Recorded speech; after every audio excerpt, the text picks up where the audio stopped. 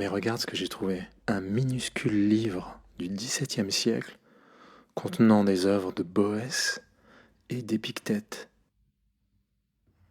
Regarde la première page. 1617. On peut bien lire ici.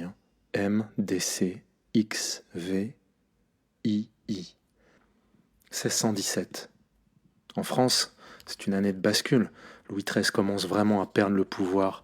Le royaume de France sort de la régence de Marie de Médicis. Le climat est tendu, instable.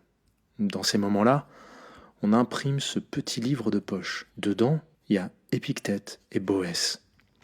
Épictète, c'est un philosophe stoïcien grec. Il a vécu à Rome, puis à Nicopolis, entre le 1er et le 2e siècle après Jésus-Christ. Il était né esclave, puis il est devenu maître de philosophie. Ici, son manuel est donné en bilingue, le grec et le latin. Manuel, ça vient du grec enkeiridion.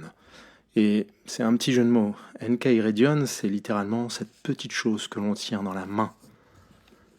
Et c'est pour ça, à mon avis, que l'éditeur de ce livre en a fait un tout petit livre portatif. Un petit livre qu'on peut prendre dans la main. En somme, un livre de poche. L'ancêtre de nos livres de poche. Donc c'est pas seulement un texte à admirer, c'est un texte qu'on veut lire, qu'on veut apprendre, transmettre, mais surtout se remémorer. L'idée d'Épictète est célèbre. Il y a certaines choses qui dépendent de nous, et d'autres non.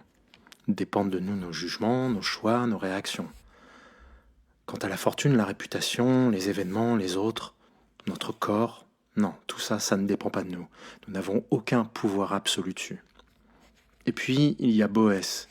Boès, lui, vit bien plus tard, comme je l'ai dit, entre le 5e et le 6e siècle après Jésus-Christ.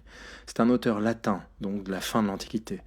Il écrit sa consolation de philosophie en prison, dans l'attente de la mort. Alors, pourquoi réunir ces deux textes en 1617 ? Très probablement pour offrir un petit livre de formation et de secours.